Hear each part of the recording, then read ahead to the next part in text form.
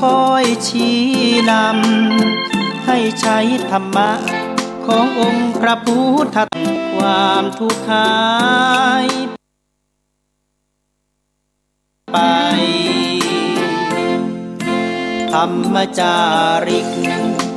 ธรรมจาริกธรรมจาริก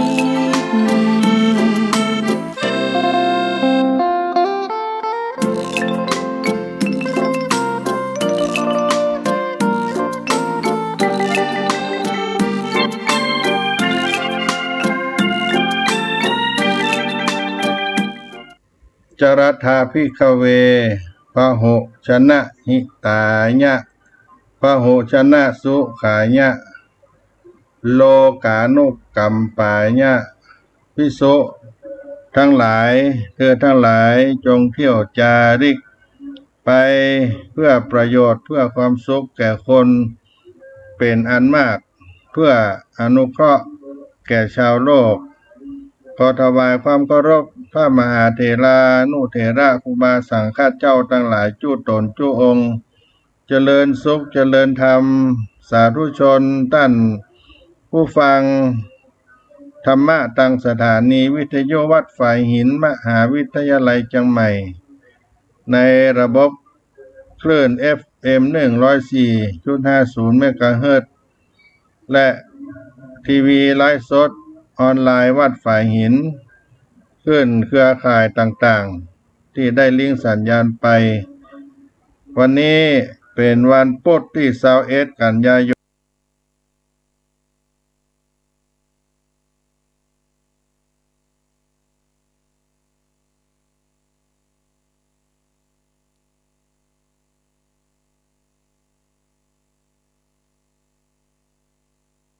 น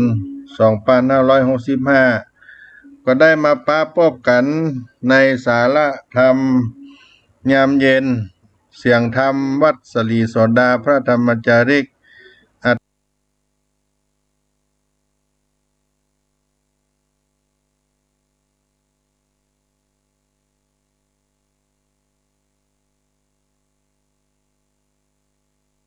เป็นธรรมะช่วงข้ามยามเย็นได้มาปะพบกับพี่น้องท่านผู้ฟังวันนี้เป็นวันที่ต่างวัดศรีได้พบกับพี่น้องท่านผู้ฟังทั้งหลายในช่วงเวลาเสียงธรรมของวัดสลีโสดาภาคบ่ายก็ได้ผู้ได้จ๋าได้นำมาปั่นมาฝากพี่น้องสาธุชนก็ได้เดินทางไปที่สถานที่จัดงานบำเพ็ญบุญกุศลทักษิณานุปทานในวันกตัญญูปีที่22ได้จัดเตรียมสถานที่ต้อนรับคณะสงฆ์คณะศรัทธาญาติโยมที่จะมาร่วมงาน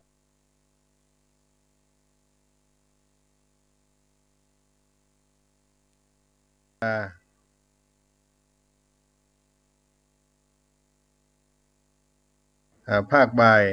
ก็ได้ผู้ได้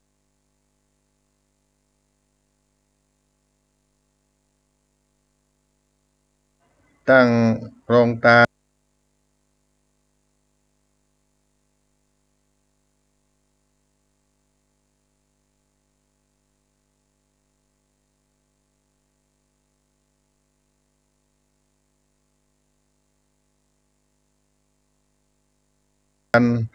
ถวายภัตตาหารลงไป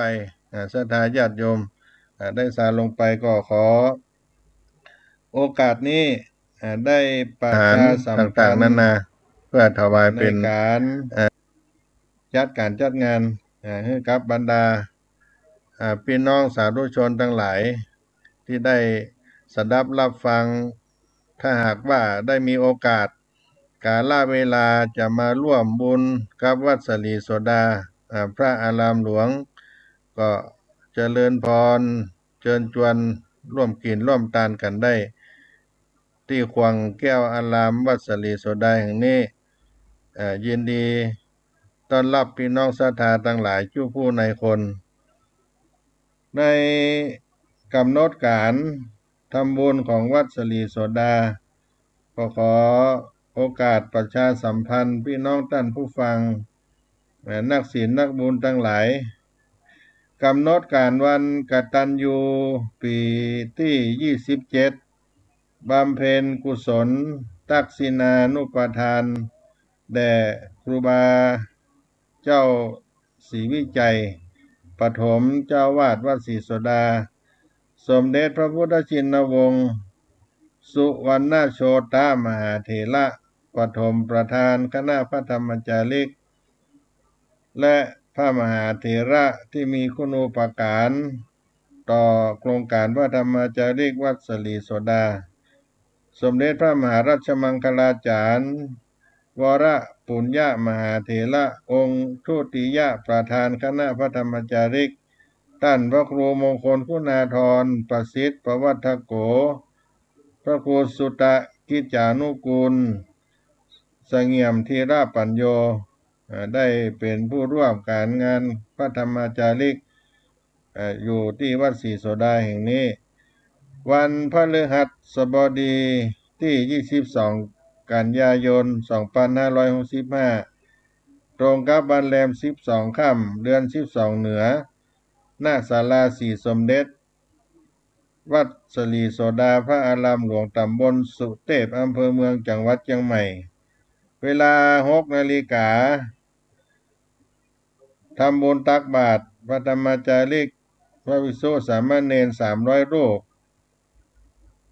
เวลา8 นาฬิกาพระธรรมจาริกพระสงฆ์สามเณรอุบาสกอุบาสิกาทำวัดสวดมนต์เจริญจิตภาวนาณพระอุโบสถวัดศรีโสดา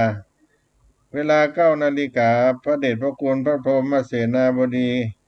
กรรมการมหาเถรสมาคมเจ้าคณะภาค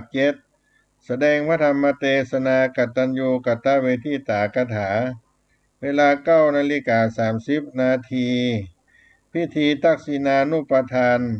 พระสงฆ์ทรงสมณศักดิ์จำนวน20 รูปสวดพระพุทธมนต์ถวายไตรยธรรมทอดผ้าปังสุกุลพระสงฆ์สดับปกรณ์อนุโมทนาพิธีมอบทุนการศึกษาโดยพระเดชพระคุณพระเทพโกศลประธานกรรมการมูลนิธิวัดศรีโสดาและได้ถวายผ้าป่าสามัคคีถวายผ้าตาหารก็เป็นเซตการ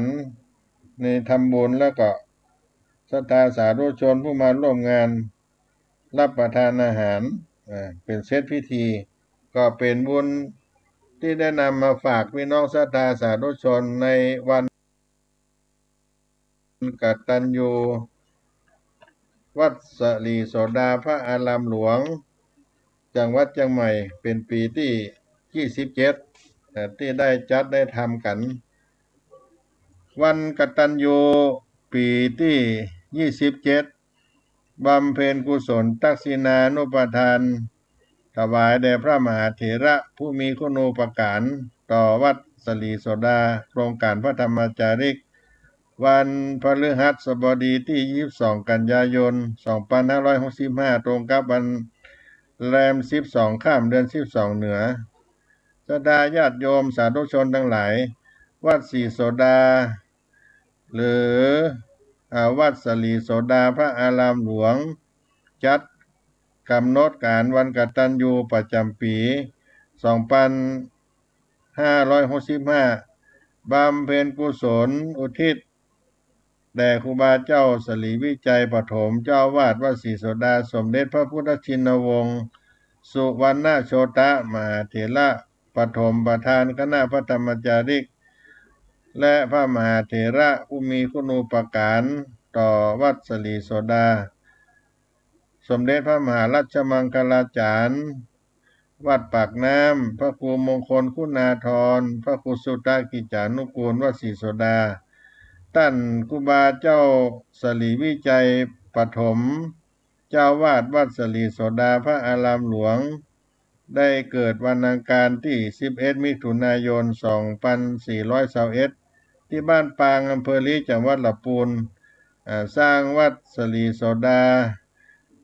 ในช่วงได้สร้างทางขึ้นดอยสุเทพอำเภอเมืองจังหวัดเชียงใหม่ปี2477ถึง2565ปัจจุบันก็ได้มีอายุครบ87ปีในช่วงที่ได้สร้างทางขึ้นดอยสุเทพตั้งแต่วันที่9พฤศจิกายน2477ใช้เวลา5เดือนกับ22วันแล้วก็เซตไปในปี2478ได้ทำการเฉลิมฉลองในวันที่30เมษายน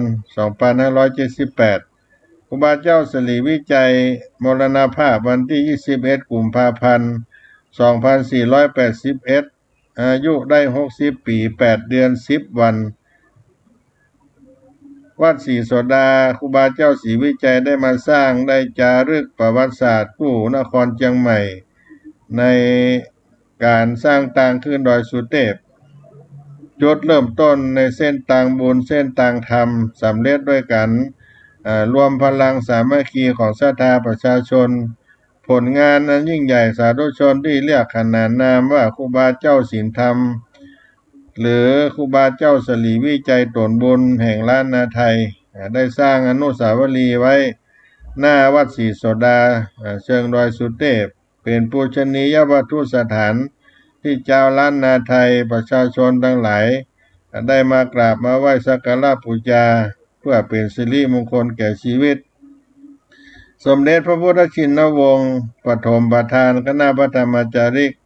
สุวรรณโชตมหาเถระเป็นเจ้าวาดวัดเบญจมบพิตรเป็นชาวอำเภอ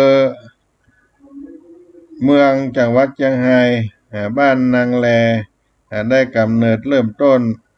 ได้ก่อตั้งโครงการพระธรรมจาริกเดินทางไปเผย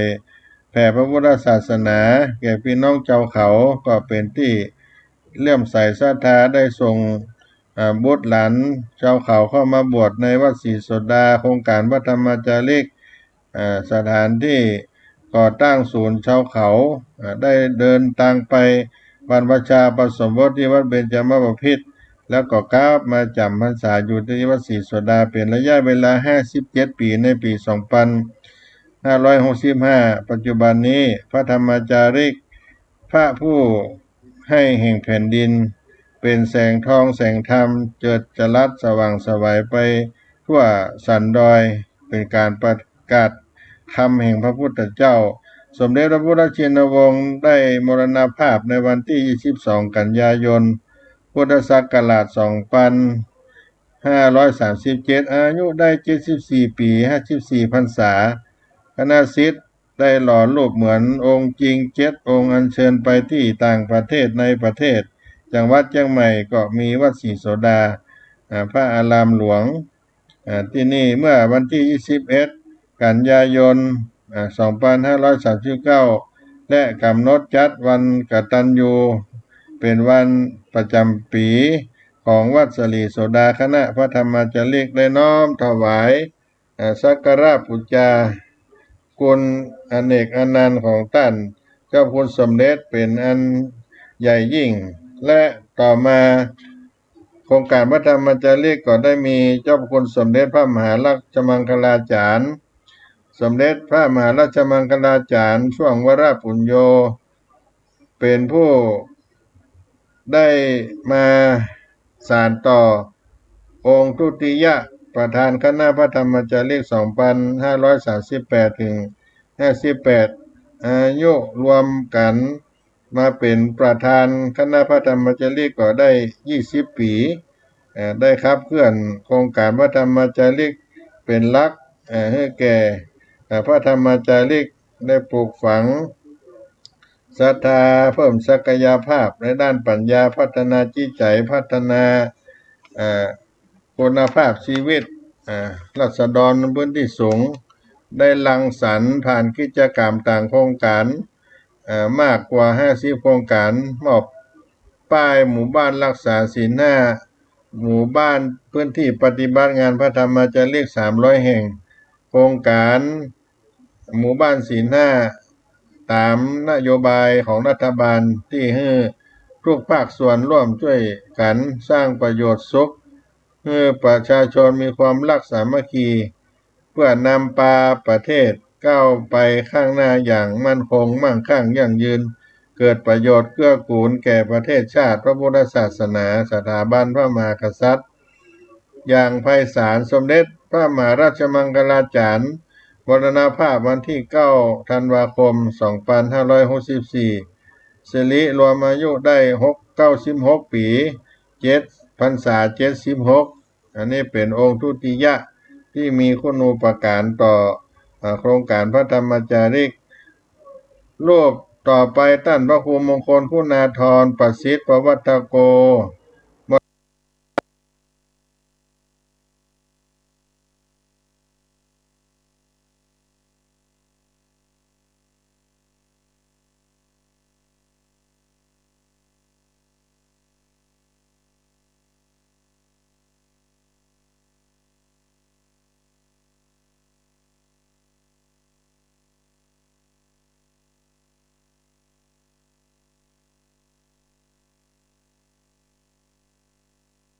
ปี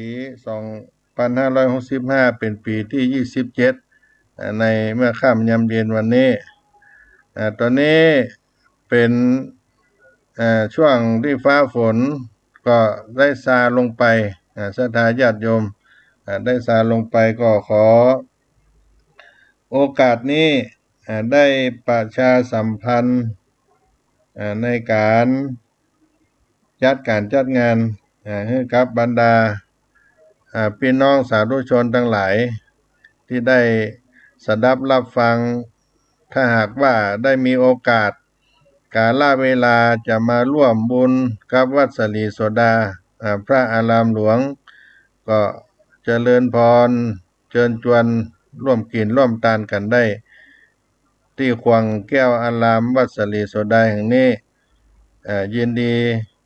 ต้อนรับพี่น้องศรัทธาทั้งหลายผู้ผู้ในคนในกำหนดการทำบุญของวัดสลีโสดาก็ขอโอกาสประชาสัมพันธ์พี่น้องท่านผู้ฟังนักศีลนักบุญทั้งหลายกำหนดการวันกตัญญูปีที่27บำเพ็ญกุศลตักษิณานุปทาน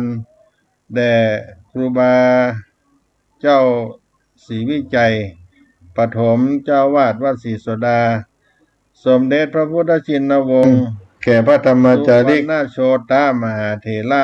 ปฐมประธานคณะพระธรรมจารีกและพระมหาเถระที่มีคุณูปการต่อโครงการพระธรรมจารีกวัดสลีโสดาสมเด็จพระมหาราชมังคลาจารย์วรปุญญมหาเถระองค์ทุติยประธานคณะพระธรรมจารีกท่านพระครูมงคลคุณาธรประสิทธิ์ประวัตโกพระครูสุตะกิจจานุกูลเสงี่ยมธีระปัญโยได้เป็นผู้ร่วมการงานพระธรรมจารีกอยู่ที่วัดศรีโสดาแห่งนี้วันพฤหัสบดีที่22 กันยายน 2565ตรงกับวันแรม12 ค่ำเดือน12เหนือหน้าศาลาสีสมเด็จวัดสลีโสดาพระอารามหลวงตำบลสุเทพอำเภอเมืองจังหวัดเชียงใหม่เวลา 6 นาฬิกาทำบุญตักบาตรพระธรรมจารีกพระภิกษุสามเณร300 รูปเวลา 8 นาฬิกาพระธรรมจารีกพระสงฆ์สามเณรอุบาสกอุบาสิกาทำวัดสวดมนต์เจริญจิตภาวนาณพระอุโบสถวัดศรีโสดาเวลา 9 นาฬิกาพระเดชพระคุณพระพรหมเสนาบดีกรรมการมหาเถรสมาคมเจ้าคณะภาค7แสดงพระธรรมเทศนากตัญญูกตเวทิตากถาเวลา 9:30 นาที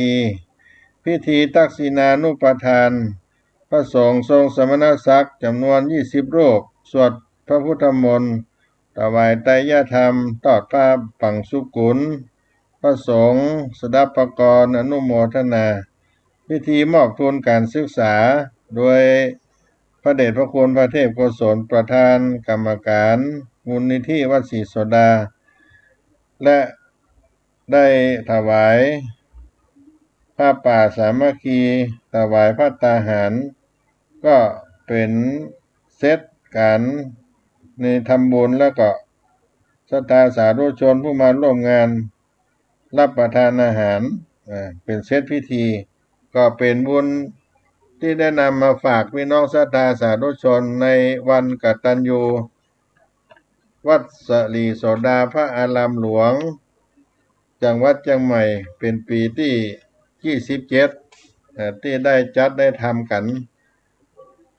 วันกตัญญูปีที่27บำเพ็ญกุศลทักษิณานุปทานถวายแด่พระมหาเถระผู้มีคุณูปการต่อวัดสลีโสดาโครงการพระธรรมจาริกวันพฤหัสบดีที่22กันยายน2565ตรงกับวันแรม12ข้ามเดือน12เหนือศรัทธาญาติโยมสาธุชนทั้งหลายวัดศรีโสดาหรือวัดสลีโสดาพระอารามหลวงจัดถวายแด่พระมหาเถระผู้มีคุณูปการต่อวัดสลีโสดาโครงการพระธรรมจาริกวันพฤหัสบดีที่22กันยายน2565ตรงกับวันแรม12ข้ามเดือน12เหนือ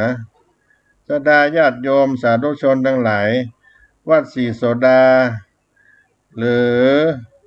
วัดสลีโสดาพระอารามหลวงจัดกำหนดการวันกตัญญูประจำปี2565บำเพ็ญกุศลอุทิศแด่ครูบาเจ้าสลีวิจัยปฐมเจ้าวาดวัดศรีโสดาสมเด็จพระพุทธชินวงศ์สุวรรณโชตมหาเถระปฐมประธานคณะพระธรรมจาริกและพระมหาเถระผู้มีคุณูปการต่อวัดสลีโสดาสมเด็จพระมหารัชมังคลาจารย์วัดปากน้ำพระครูมงคลคุณาธรพระครูสุตกิจจานุกูลวัดศรีโสดาท่านครูบาเจ้าสลีวิจัยปฐมเจ้าวาดวัดสลีโสดาพระอารามหลวงถวายแด่พระมหาเถระผู้มีคุณูปการต่อวัดสลีโสดาโครงการพระธรรมจาริกวันพฤหัสบดีที่22กันยายน2565ตรงกับวันแรม12ข้ามเดือน12เหนือศรัทธาญาติโยมสาธุชนทั้งหลายวัดศรีโสดาหรือวัดสลีโสดาพระอารามหลวงจัดกำหนดการวันกตัญญูประจำปี2565บำเพ็ญกุศลอุทิศแด่ครูบาเจ้าสลีวิจัยปฐมเจ้าวาดวัดศรีโสดาสมเด็จพระพุทธชินวงศ์สุวรรณโชตมหาเถระปฐมประธานคณะพระธรรมจาริกและพระมหาเถระผู้มีคุณูปการต่อวัดสลีโสดาสมเด็จพระมหารัชมังคลาจารย์วัดปากน้ำพระครูมงคลคุณาธรพระครูสุตกิจจานุกูลวัดศรีโสดาท่านครูบาเจ้าสลีวิจัยปฐมเจ้าวาดวัดสลีโสดาพระอารามหลวงได้เกิดวันอังคารที่11มิถุนายน2421ที่บ้านปางอำเภอลีจังหวัดลำพูนสร้างวัดสลีโสดาในช่วงได้สร้างทางขึ้นดอยสุเทพอำเภอเมืองจังหวัดเชียงใหม่ปี2477ถึง2565ปัจจุบันก็ได้มีอายุครบ87ปีในช่วงนี้ได้สร้างทางขึ้นดอยสุเทพตั้งแต่วันที่9พฤศจิกายน2477ใช้เวลา5เดือนกับ22วันแล้วก็ เสร็จไปในปี 2478 ได้ทำการเฉลิมฉลองในวันที่ 30 เมษายน 2578ครูบาเจ้าสิริวิจัยมรณภาพวันที่ 21 กุมภาพันธ์ 2481 อายุได้ 60 ปี 8 เดือน 10 วัน วัดศรีโสดาครูบาเจ้าศรีวิจัยได้มาสร้างได้จารึกประวัติศาสตร์กู้นครเชียงใหม่ในการสร้างต่างขึ้นดอยสุเทพจุดเริ่มต้นในเส้นต่างบุญเส้นต่างธรรมสำเร็จด้วยกันรวมพลังสามัคคีของศรัทธาประชาชนผลงานนั้นยิ่งใหญ่สาธุชนที่เรียกขนานนามว่าครูบาเจ้าศีลธรรมหรือครูบาเจ้าสลีวิจัยตนบุญแห่งล้านนาไทยได้สร้างอนุสาวรีย์ไว้หน้าวัดศรีโสดาเชิงดอยสุเทพเป็นปูชนียวัตถุสถานที่เจ้าล้านนาไทยประชาชนทั้งหลายได้มากราบมาไหว้สักการะบูชาเพื่อเป็นสิริมงคลแก่ชีวิตสมเด็จพระพุทธชินวงศ์ปฐมประธานคณะพระธรรมจาริกสุวรรณโชตมหาเถระเป็นเจ้าวาดวัดเบญจมบพิตรเป็นชาวอำเภอเมืองจังหวัดเชียงรายบ้านนางแลได้กำเนิดเริ่มต้นได้ก่อตั้งโครงการพระธรรมจาริกเดินทางไปเผยแผ่พระพุทธศาสนาแก่พี่น้องชาวเขาก็เป็นที่เลื่อมใสศรัทธาได้ส่งบุตรหลานชาวเขาเข้ามาบวชในวัดศรีโสดาโครงการพระธรรมจาริกสถานที่ก่อตั้งศูนย์ชาวเขาได้เดินทางไปบรรพชาผสมบทที่วัดเบญจมบพิตรแล้วก็กลับมาจำพรรษาอยู่ที่วัดศรีโสดาเป็นระยะเวลา57 ปีในปี 2565 ปัจจุบันนี้พระธรรมจาริกพระผู้ให้แห่งแผ่นดินเป็นแสงทองแสงธรรมเจิดจรัสสว่างไสวไปทั่วสันดอยเป็นการประกาศธรรมแห่งพระพุทธเจ้าสมเด็จพระพุทธชินวงศ์ได้มรณภาพในวันที่ 22 กันยายน พุทธศักราช 2537 อายุได้ 74 ปี 54 พรรษาคณะศิษย์ได้หล่อรูปเหมือนองค์จริง7 องค์อัญเชิญไปที่ต่างประเทศในประเทศจังหวัดเชียงใหม่ก็มีวัดศรีโสดาพระอารามหลวงที่นี่เมื่อวันที่ 21 กันยายน 2539 และกำหนดจัดวันกตัญญูเป็นวันประจำปีของวัดศรีโสดาคณะพระธรรมจาริกได้น้อมถวายสักการะบูชาคุณอเนกอนันต์ของท่านเจ้าคุณสมเด็จเป็นอันใหญ่ยิ่งและต่อมาโครงการพระธรรมจาริกก็ได้มีเจ้าคุณสมเด็จพระมหาราชมังคลาจารย์สมเด็จพระมหาราชมังคลาจารย์ช่วงวราปุญโญเป็นผู้ได้มาสานต่อองค์ทุติยประธานคณะพระธรรมจาริก 2538 ถึง 58 อายุรวมกันมาเป็นประธานคณะพระธรรมจาริกก็ได้ 20 ปีได้ขับเคลื่อนโครงการพระธรรมจาริกเป็นหลักให้แก่พระธรรมจาริกได้ปลูกฝังศรัทธาเพิ่มศักยภาพในด้านปัญญาพัฒนาจิตใจพัฒนาคุณภาพชีวิตราษฎรพื้นที่สูงได้รังสรรค์ผ่านกิจกรรมต่างโครงการมากกว่า50โครงการมอบป้ายหมู่บ้านรักษาศีล5หมู่บ้านพื้นที่ปฏิบัติงานพระธรรมจาริก300 แห่งโครงการหมู่บ้านศีล5ตามนโยบายของรัฐบาลที่ให้ทุกภาคส่วนร่วมช่วยกันสร้างประโยชน์สุขให้ประชาชนมีความรักสามัคคีเพื่อนำพาประเทศก้าวไปข้างหน้าอย่างมั่นคงมั่งคั่งยั่งยืนเกิดประโยชน์เกื้อกูลแก่ประเทศชาติพระพุทธศาสนาสถาบันพระมหากษัตริย์อย่างไพศาลสมเด็จพระมหาราชมังคลาจารย์มรณภาพวันที่ 9 ธันวาคม 2564 สิริรวมอายุได้96 ปี7 พรรษา76อันนี้เป็นองค์ทุติยะที่มีคุณูปการต่อโครงการพระธรรมจาริกรูปต่อไปท่านพระครูมงคลคุณาธรประสิทธิ์ประวัตโกมรณภาพวันที่5 มกราคม2558อายุได้89 ปี28 พรรษาได้รับราชการในกองนิคมสร้างตนเองผู้อำนวยการกองชาวเขากองสวัสดิการสงเคราะห์กองคลังกองวิชาการกรมประชาสงเคราะห์กระทรวงมหาดไทยได้เริ่มก่อตั้งโครงการพระธรรมจารีกร่วมมูลนิธิเผยแพร่พระพุทธศาสนาแก่ชนถิ่นกันดารโรงเรียนผู้ใหญ่ชาวเขาวัดศรีโสดาโรงเรียนสมเด็จพระพุทธชินวงศ์โรงเรียนวัดวิเวกวนารามศูนย์พัฒนาศักยภาพ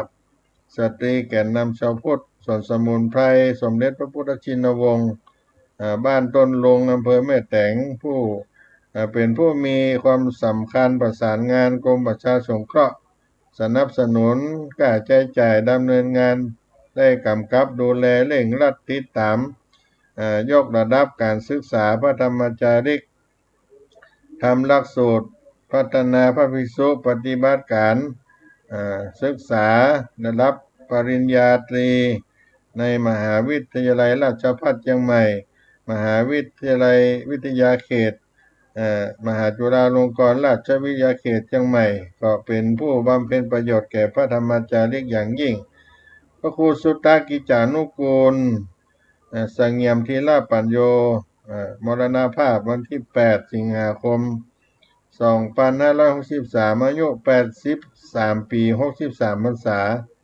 อดีตเป็นผู้ช่วยเจ้าวาดวัดศรีโสดาผู้ช่วยผู้อำนวยการสำนักงานได้เป็นอาจารย์ใหญ่ชาวเขาโรงเรียนวัดศรีโสดาได้เสียสละสงเคราะห์ผลงานแก่พระธรรมจารีกเป็นอย่างยิ่งวัดศรีโสดาได้จัดงานวันกตัญญูตั้งแต่ปี2539ถึง2565ถวาย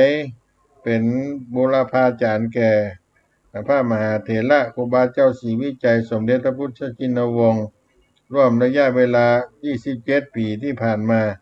ก็ได้เจริญรอยตามพระมหาเถระบูรพาจารย์วัดศรีโสดานั้นเดิมเป็นวัดโสดาบันต่อมาเป็นวัดศรีโสดาแล้วก็เติมคำว่าศรีนำหน้าหมายถึงว่าเป็นสิริมงคลหรือเป็นชื่อของครูบาเจ้าศรีวิจัยครูบาสินธรรมนักบุญแห่งล้านนาไทยได้นำเข้ามาเป็นมังกรเป็นวัดศรีโสดามาจนถึงปัจจุบันนี้ได้มีประโยชน์คุณประโยชน์ทำนุบำรุงพระพุทธศาสนาแก่สาธุชนทั้งหลายคุณครูบาเจ้าศรีวิจัยเป็นตนบุญนักบุญนำพัฒนาแล้วก็ทำให้พระพุทธศาสนาได้เจริญรุ่งเรืองมาเป็นอเนกอนันต์เพื่อน้อมถวายปุจจาคุณครูบาเจ้าศรีวิจัยได้สร้างวัดศรีโสดาปัจจุบันก็มีอนุสาวรีย์ครูบาเจ้าศรีวิจัยตั้งสง่างามอยู่ต่างขึ้นวัดศรีโสดาหน้าวัดศรีโสดาเป็นอนุสาวรีย์ของชาวล้านนาไทยนักท่องเที่ยวคนไทยต่างประเทศได้มาก็ต้องมากราบมาไหว้เพื่อดำรงชีวิตให้เป็นมงคลสืบไปก็ขอสาธุชนทุกท่านได้รับทราบมีโอกาสศิษยานุศิษย์ทั้งหลายได้มาร่วมการทำบุญเพื่อได้น้อมรำลึกถึงท่านพระมหาเถระเจ้ามีครูบาเจ้าศรีวิจัยสมเด็จพระพุทธชินวงศ์เป็นต้นเป็นเก้าก็เป็นงานบุญประจำปีที่27ของวัดศรีโสดาพระอารามหลวงก็น้อมเชิญสาธุชนวันนี้ก็มีศรัทธาญาติโยมเดินทางกันมาเป็นเจ้าภาพไตรยธรรมเจ้าภาพลงทานเจ้าภาพพระตาหารเจ้าภาพน้ำดื่มน้ำปานะ ได้ทยอยกันมาร่วมบุญกินทานตลอดวันก็ขออนุโมทนาไว้ณโอกาสนี้ด้วยท่านใดจะร่วมบุญกุศลบ่เข้าใจในการกินการทานจะโทรสอบถามอาตมาภาพก็ได้0611785839ได้สืบถามสอบถามเรื่องกินทานวันกตัญญูประจำวัดสลีโสดาพระครูปัญญาสังฆการ0611785839ก็โทรสอบถามกันได้เนอะในช่วงต้นรายการนี้ก็ภาคสาธุชนได้รับคีตธรรมแห่งงานพระธรรมจาริกผู้ธรรมแก่พี่น้องตึงเปิ้นลาบและพี่น้องเจ้าเขาก่อนเนาะ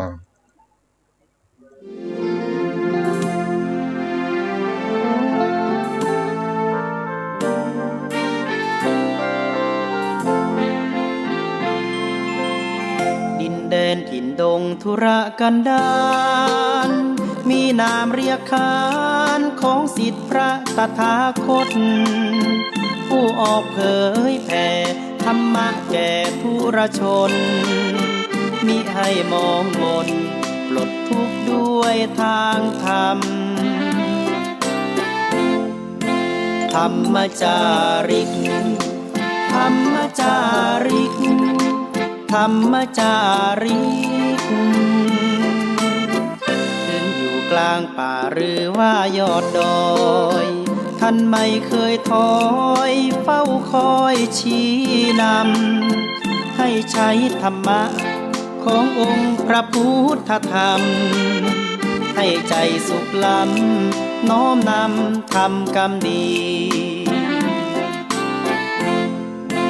ธรรมจาริกธรรมจาริกธรรมจาริกเร่งพัฒนาการอยู่การกินให้มีชีวิตสุขสันต์เปรมปรีพบแสงสว่างส่องทางสร้างความดีให้มีความสุขความทุกข์หายไปธรรมจาริกธรรมจาริกธรรมจาริก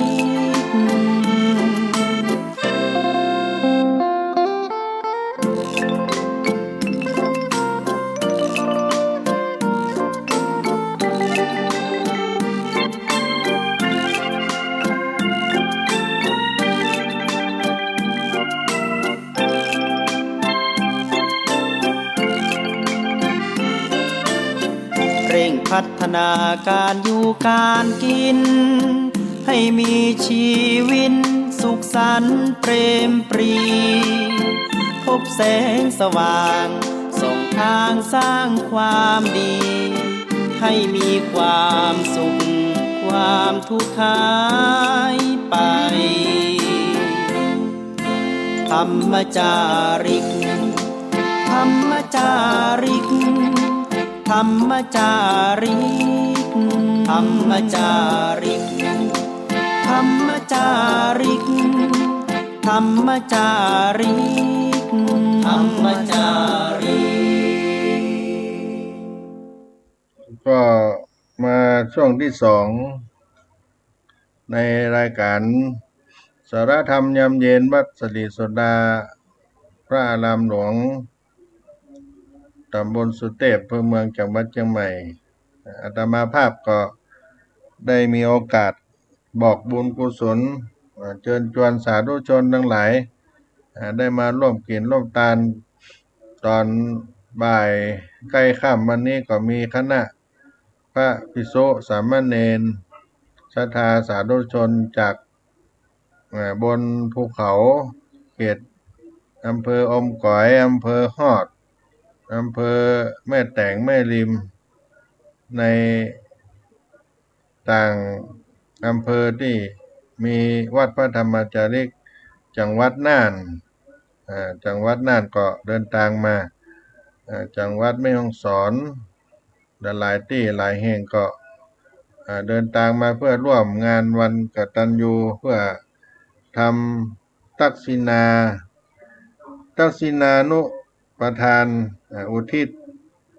ก็จะได้มานอนที่วัดศรีโสดาทำอาหารการกินเพื่อจะได้ถวายทานลงทานอาหารแก่พระภิกษุสามเณรก็ขออนุโมทนาคณะพระภิกษุสงฆ์สามเณรคณะพระธรรมจารีกศรัทธาญาติโยมทั้งหลาย ก็ได้มีความสามัคคีทางกายทางใจพร้อมใจกันเดินทางมาในเมื่อค่ำยามเย็นวันพรุ่งนี้ก็จะได้กินได้ทานกันเนาะได้ตักษิณาทานได้ตักษิณาทานให้บุรพาจารย์เป็นบุคคลที่หวนรำลึกนึกถึง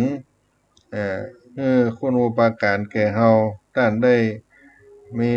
การอุปถัมภ์ช่วยเหลือกิจการงานแก่เฮาช่วยเหลือเกื้อกูลเป็นบุรพาจารย์ได้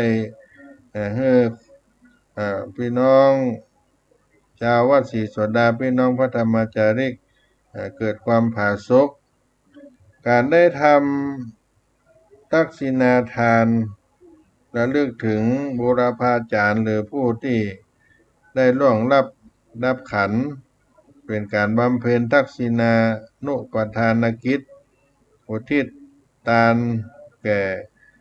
ผู้ได้ล่วงรับขันไปในปรโลกไปหน้าแล้วก็เป็นบุพการีหรือว่าเป็นการอุทิศสนองบุญเพื่อต้านผู้มีพระคุณเป็นบุพการีอันเป็นทานกุศลที่มีผลมีประโยชน์มีอานิสงส์ล้ำเลิศยิ่งกว่าทานบริจาคใดข้อนี้ก็เป็นประเพณีมาแต่โบราณบัณฑิตเจ้าทั้งหลายได้ตามสืบทอดกันมาการบำเพ็ญทักษิณานุปทานเกี่ยวด้วยการให้ทานการให้การบริจาคศีลรักษากายวาจาใจการให้ทานก็คือการให้การบริจาคศีลก็เป็นการรักษากายวาจาให้เรียบร้อยภาวนาก็เป็นการอบรมจิตใจเป็นบุญเป็นกุศลทั้งสามประการนี้อุทิศส่งไปให้แก่ผู้ที่ได้ล่วงรับขันเป็นบุพการีเป็นบุรพาจารย์เมื่อได้รับอนุโมทนาเป็นการแสดงความเคารพรักนับถือบูชาต่อผู้มีพระคุณหากว่าดวงวิญญาณของท่าน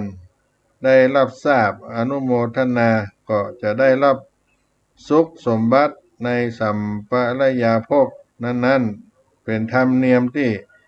เราท่านทั้งหลายได้ประพฤติปฏิบัติกันมาตั้งแต่ได้รับพระพุทธศาสนามาเป็นศาสนาประจำชาติบ้านเมืองจนถึงปัจจุบันกุศลจิตที่ได้กระทำการคิดอันเป็นกุศลกรรมการกระทำที่เป็นกุศลที่คณะได้ทำได้ปั้มเปงมา